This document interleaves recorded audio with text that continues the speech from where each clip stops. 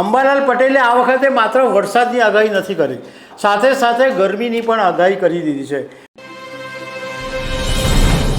નમસ્કાર દર્શક મિત્રો, ગુજરાતના હવામાનના જાણકાર અંબાલાલ પટેલે એક આગાહી કરી છે.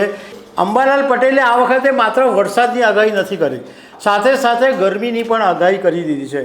એમણે 24થી 27 તારીખ સુધી ગુજરાતમાં ભારે વરસાદ પડશે એવું કીધું છે. તો અંબાલાલ પટેલે શું કીધું છે એના વિશે હું તમારી સાથે વાત કરીશ.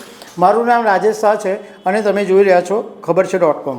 દર્શક મિત્રો, ગુજરાતના હવામાનના જાણકાર અંબાલાલ પટેલ ઘણી વખત વરસાદની આગાહી કરતા હોય છે અને એમનું જે દરિયાના મોજા હોય કે જે એમની અમુક પેટર્ન છે એની ઉપરથી અંબાલાલ પટેલ આગાહી કરે કે વરસાદ પડશે, વધારે પડશે, નહીં પડશે એવી આગાહી કરતા હોય છે.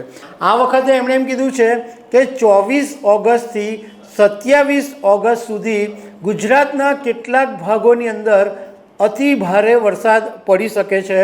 ખાસ કરીને આહવા ડાંગની અંદર અતિ ભારે વરસાદ પડશે એવું એમણે કીધું છે.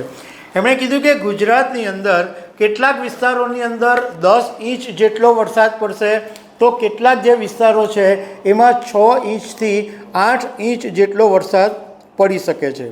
આ વખતે 24થી 27 ઓગસ્ટમાં જે વરસાદ પડશે એમાં ઉત્તર ગુજરાત અને પૂર્વ મધ્ય ગુજરાતની અંદર વધારે વરસાદ પડશે એવું પટેલનું કહેવું છે અને નદીમાં પૂર પણ આવશે. એમણે એમ કીધું કે મધ્યપ્રદેશની અંદર ભારે વરસાદ પડવાનો છે, જેને કારણે નર્મદા નદીનું જળસ્તર છે એ વધી જશે. હવે આપણે આ વખતે જોયું છે કે ચોમાસાની સિઝનમાં વરસાદની સાથે સાથે લોકોને ભારે ગરમીનો પણ અનુભવ થઈ રહ્યો છે. એટલી બધી ગરમી લાગે કે લોકો ત્રાહીમામ પોકારી જાય છે. તો અંબાલાલ પટેલે એવી આગાહી કરી છે કે 23 સપ્ટેમ્બરથી સૂર્ય વિષુવવૃત્ત પર આવશે, એટલે સૂર્ય માથા ઉપર આવશે અને એને કારણે વધુ ગરમી પડશે અને દિવાળી પહેલાં ગરમીનું જે ડિગ્રી છે એ 37 ડિગ્રી સુધી રહેશે એવું એમનું કહેવું છે. આ વખતે ગુજરાતના જો આપણે વરસાદની વાત કરીએ તો ગુજરાતનો ઓવરઓલ એવરેજ વરસાદ 74.23% જેટલો થયો છે. એમાં કચ્છની અંદર 89% જેટલો વરસાદ પડી ગયો છે. ઉત્તર ગુજરાતમાં 55% જેટલો વરસાદ પડ્યો છે. પૂર્વ મધ્ય ગુજરાતની અંદર 58%, સૌરાષ્ટ્રની અંદર 81% જેટલો વરસાદ પડ્યો છે અને દક્ષિણ ગુજરાતની અંદર 88% જેટલો વરસાદ પડ્યો છે.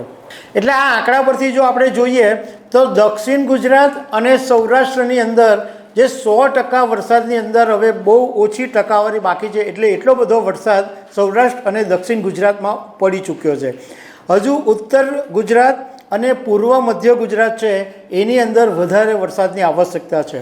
તો દર્શક મિત્રો, આવી અનેક વાતો સાથે અમે તમને મળતા રહીશું. Thank you very much.